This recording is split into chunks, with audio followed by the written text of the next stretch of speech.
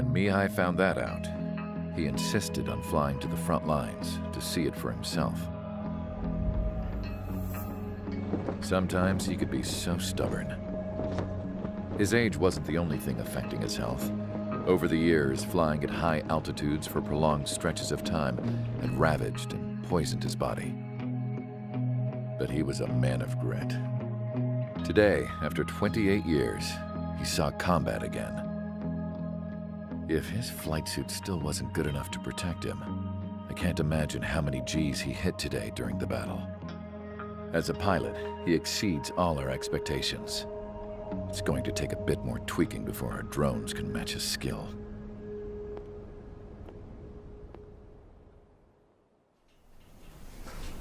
How penal is this penal unit, you ask?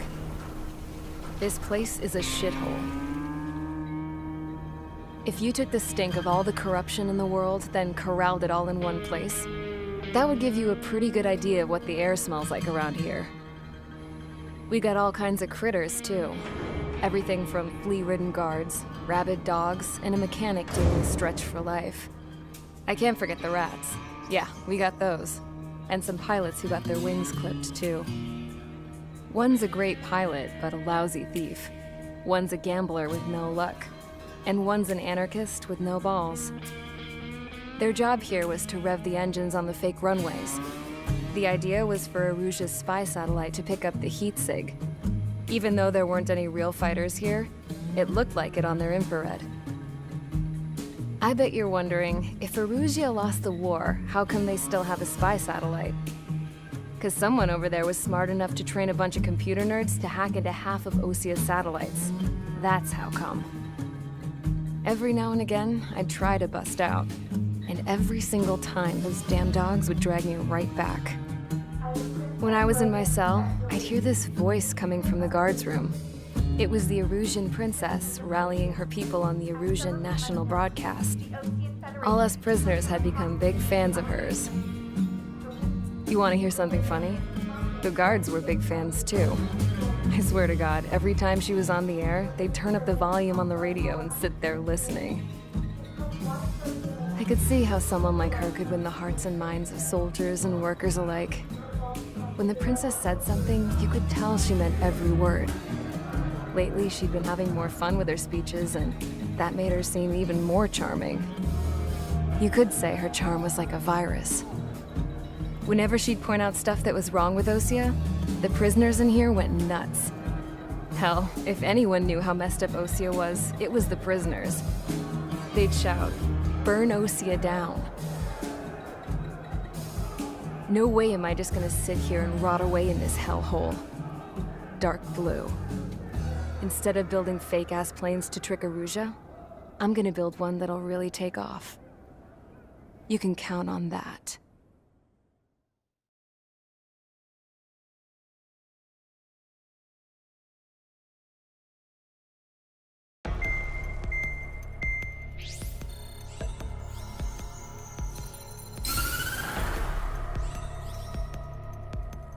As proved by the failure of our previous strategy, the Arsenal birds have bolstered the enemy's anti-air network.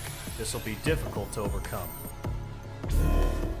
However, we still need to get swiftly to the space elevator no matter what it takes. Someone there is counting on us. The hero of the Circum-Pacific War and the man who spearheaded the construction of the space elevator. Osia's former president, Mr. Harling. Mr. Harling was inspecting the elevator when the war broke out.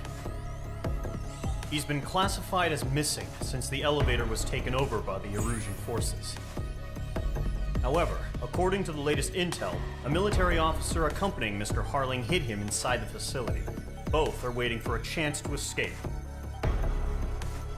Enemy anti-air radar network has been set up around the space elevator. It's likely a large squadron would be detected. We will send a single aircraft through the network and send in a rescue team soon after. A number of anti-air radars have been set up around the space elevator. However, our reconnaissance suggests their network is weakest along the southeastern coast of Selatapura, so we can elude the enemy's observation. There are a lot of rain clouds this time of year. flying through the clouds will enable us to stay hidden from their radar. If you happen to be detected by their radar, we will be forced to abort the mission. The lone pilot will head up this strategy as you, Trigger. After you bust through, secure the rescue craft's landing zone by taking out the anti-air weapons. Gollum and others will arrive shortly for support. Provide escort for Mr. Harling's craft after rendezvous. Good luck out there, everyone.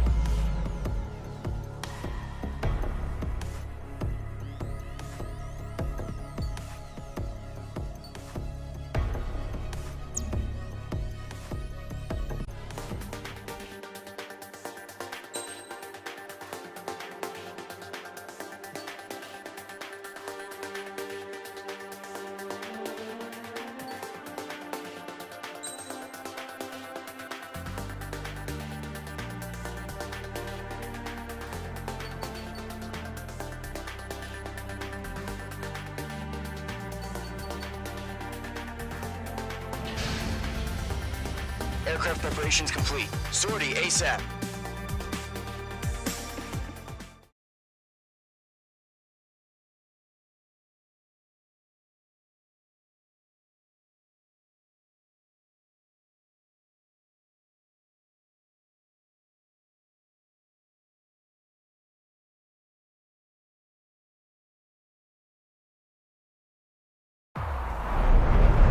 Entering operation area. Imposing radio silence. We'll radio you, but you are not permitted to make contact. If you're spotted, the mission is over. Stay out of enemy radar. Use of weaponry is also strictly forbidden. Okay, you're heading up the Harling rescue mission. The success of this mission depends on you. Good luck.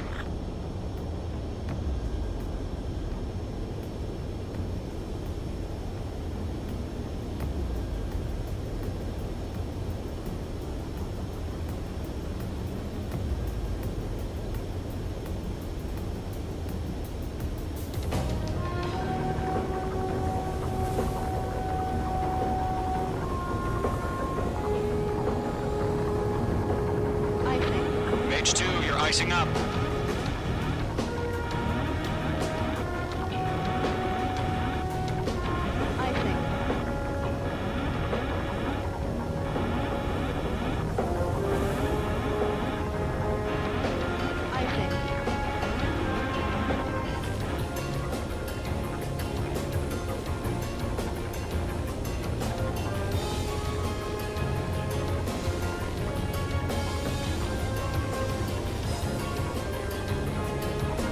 Clouds.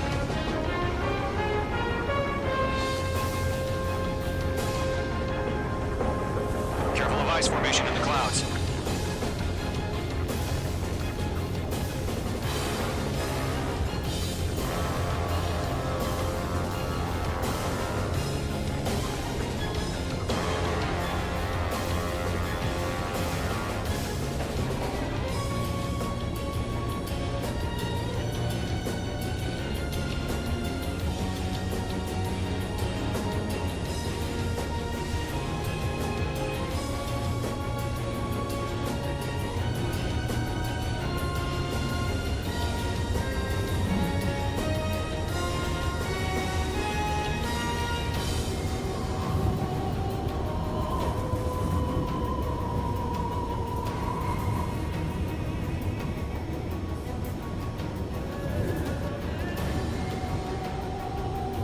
Trigger, you're a third of the way to the rendezvous point. Good job, but stay focused.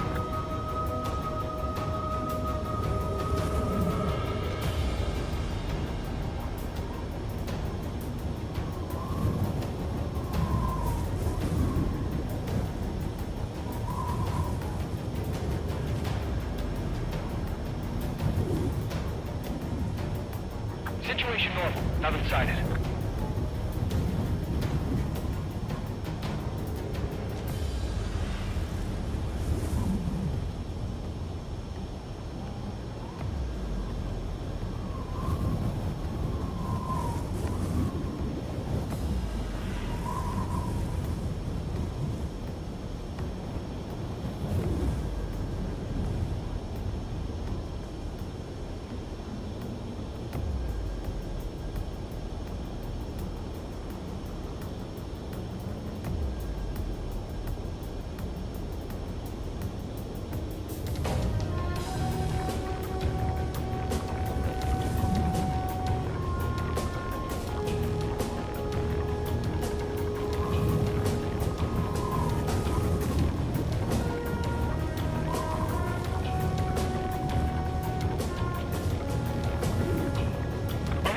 traffic. No change.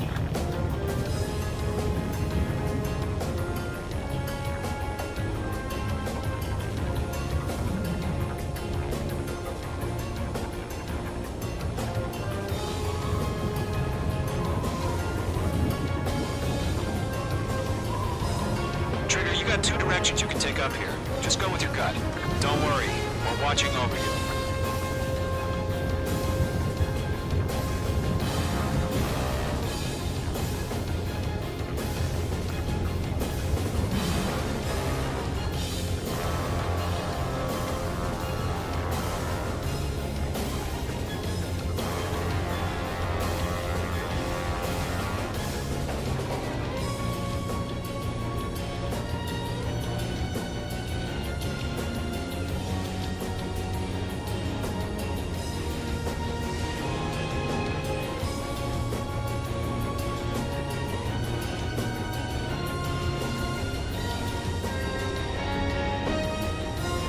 No problem. Situation normal. No change. RTV, going home. You're making good progress, Trigger. You're currently halfway to your rendezvous point. Look, I'm not gonna lie. It's just gonna be you and your radar out there. Just know, you got a bunch of people pulling for you. And I'm one of them. You're 3/4 of the way. Been a long fight, but you're nearly home. Harling is still the president in my eyes. Order an increased alert. He ended the war, built the space elevator, and launched a spaceship from it. Despite his success, he remained a humble hero. I'll do my best to save him. Lend me a hand, Trigger.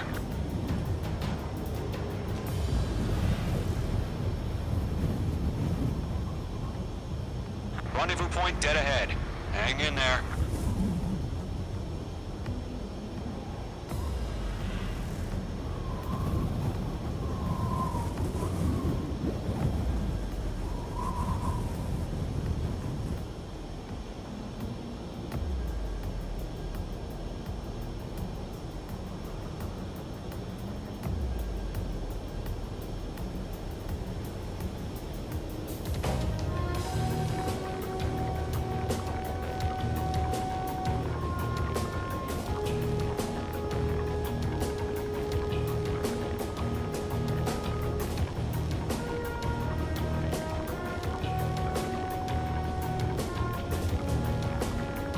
Situation report. Something's happening. Nothing to report here. Everything's quiet.